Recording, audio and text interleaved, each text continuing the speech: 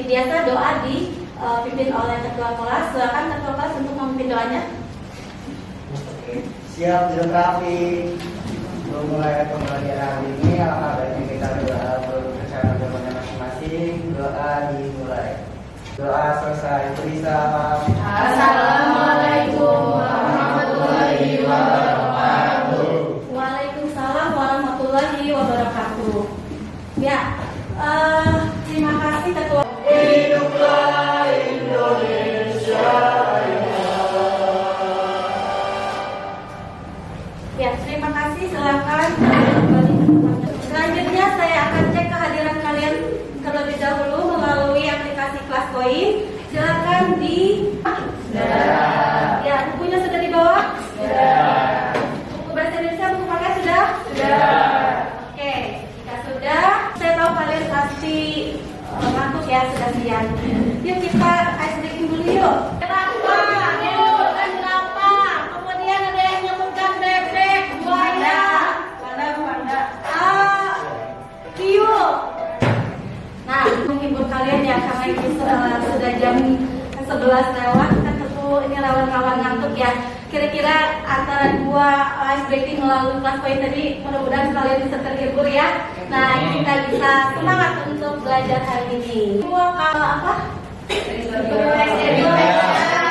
Yang kalian dapati mengenai apa? Teks editorial. Sudah tahu teks editorial itu apa? Sudah. Siapa yang mau menyampaikan? Ayo, teks editorial. Teksnya seperti apa? Artikel utama yang ditulis oleh redaktur koran yang merupakan pandangan redaksi terhadap suatu peristiwa berita yang aktual dan sedang menjadi sorotan. Oke, jadi artikel ya. Artikel yang ditulis oleh redaktur surat kabar. Nah, nama lain dari editorial apa? Biasanya kalau di koran? Nah, tadi ada rencana ya. Nah, kalau kita lihat di koran, adanya ada kan?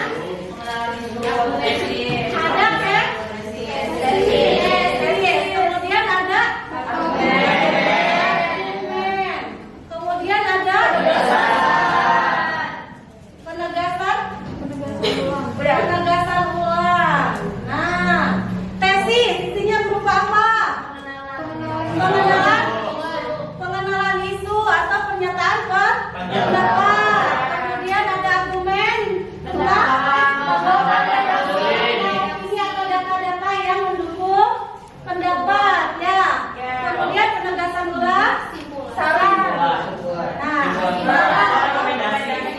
rekomendasi. Oke. Nah, jadi ini adalah struktur teks editorial. Ya, strukturnya ya. Dalam pembelajaran teks editorial ada apa? Ada konjungsi. Konjungsi itu apa? Kata apa? Apa lagi? Adverbia. Katakannya. Kemudian ada apa? Terus ada kosakata ya. Nah, itu adalah bahasan kita saat materi teks editorial. Baik anak-anak, sekarang kita akan bahas mengenai KD kita. Ini kita akan mengevaluasi informasi baik fakta maupun opini dalam sebuah artikel yang dibaca. Nah, tentu saja tujuan pembelajaran kita yaitu untuk menemukan, kalian nanti mampu menemukan informasi dalam artikel opini, kemudian nanti kalian mampu mengevaluasi informasi baik fakta maupun opini dalam sebuah artikel yang dibaca, kemudian dan kalian mampu menampilkan atau mempresentasikan fakta dan opini atau menemukan apa informasi di dalamnya ya. Artikel itu adalah jenis tulisan yang berisi pendapat, gagasan, pikiran maupun kritik terhadap persoalan yang berkembang di masyarakat. Nah, biasanya ditulis dengan bahasa populer. Nah, contohnya pada artikel tadi. Artikel bertujuan untuk meyakinkan, mendidik atau menghibur pembaca. Nah, kemudian bagaimana cara menemukan informasi dalam artikel? Nah, cara menemukan informasi dalam artikel yaitu dengan menentukan fakta dan opininya. Fakta adalah apa? Pernyataan atau benar-benar terjadi, ada kemudian fakta biasanya menjawab apa? Siapa? Menjawab 5W plus 1K. Masih ingat ya? Kemudian opini dari siapa? Nah, opini biasanya dapat menjawab bagaimana dan mengapa ya. Nah, bisa dipahami ya. Nah, kita lihat ciri-ciri dari kalimat fakta. Ayo, silakan dibaca. Ciri yang pertama, dibuktikan kebenarannya. Kemudian ciri yang kedua, berisi data kualitatif dan kuantitatif. Kita lihat jenis-jenis kalimat fakta. Nah, jenis-jenis kalimat fakta ada dua ya, ada fakta umum dan fakta khusus. Bisa dipahami materi ini dalam artikel yang saya bagikan. Bisa dipahami? Salam.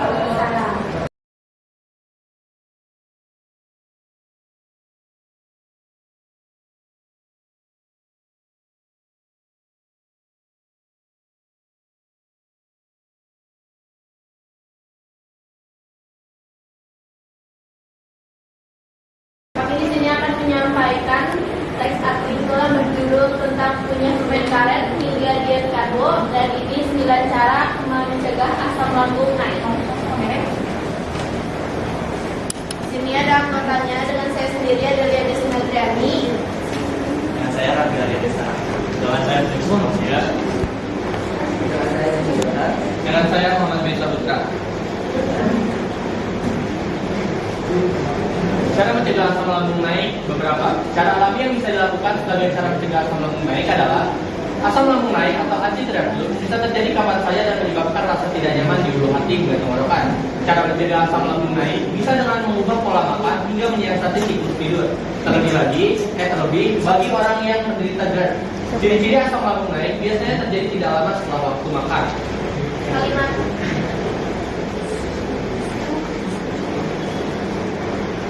Kalimat yang diwarna bedakan ini termasuk ke dalam kalimat opini, yaitu asam lambung naik atau antidiabetes bisa terjadi kapan saja dan menyebabkan rasa tidak nyaman di ulu hati hingga tenggorokan.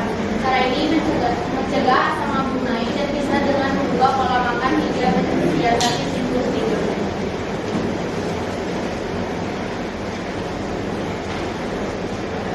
Cara mencegah asam lambung naik dan beberapa cara alami yang bisa dilakukan sebagai cara mencegah asam lambung naik adalah: yang pertama, tidak makan berlebihan. Pada orang yang mengalami masalah dengan asam lambung, otot antara perut dan esofagus tak bisa menutup dengan sempurna. Akibatnya, asam lambung bisa naik kembali ke esofagus, terutama setelah makan. Untuk itu, cara mencegah asam lambung naik bisa dengan menghindari makan dengan porsi yang terlalu besar.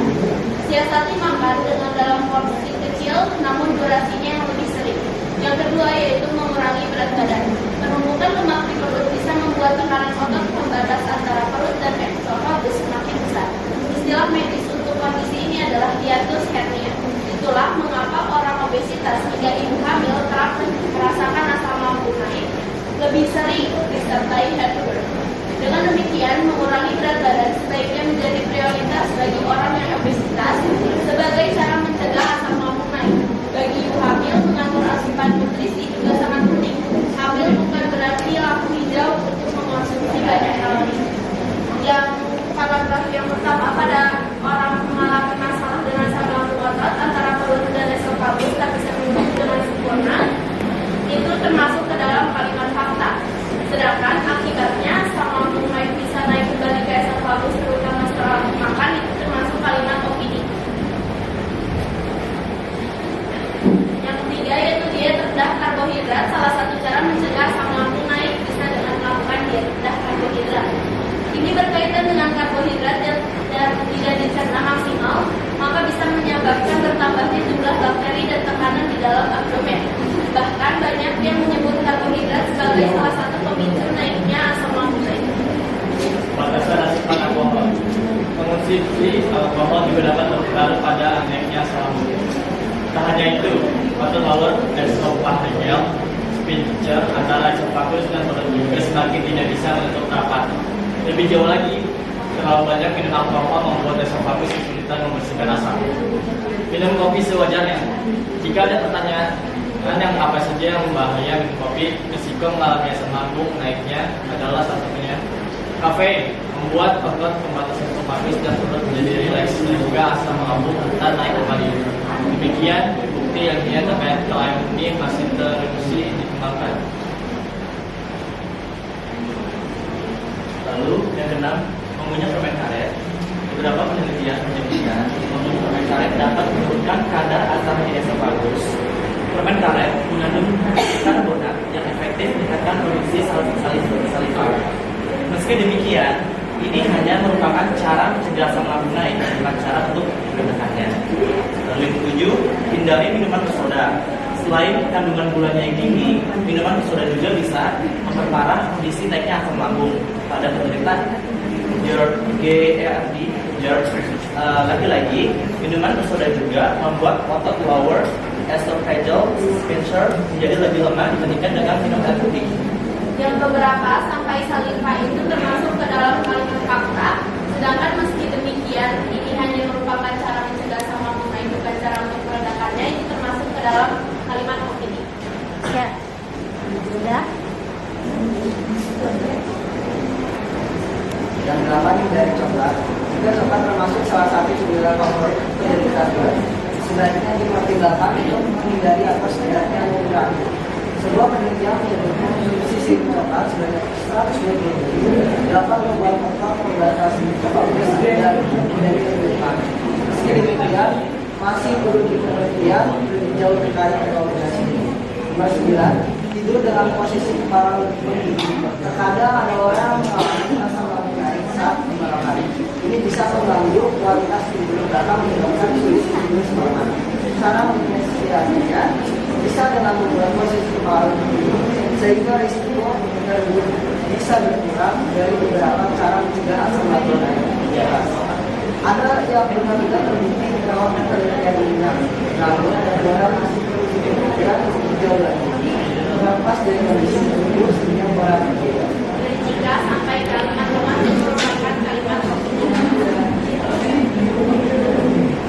Nah, hasilnya Yang terakhir yaitu evaluasi dalam teks artikel ya, ini tolong diperhatikan kelompok yang lain. bahwa teks bermanfaat bagi pembacanya karena diberikan solusi dan tips supaya menangani jika sakit asam lambung ini tidak kambuh lagi.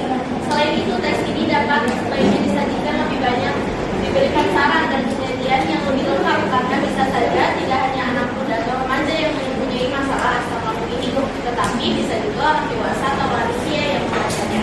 Dan fakta dan opini yang di dalam teks artikel ini sudah sesuai dan sudah tepat. Sekian presentasi dari kami. Wassalamualaikum warahmatullahi wabarakatuh.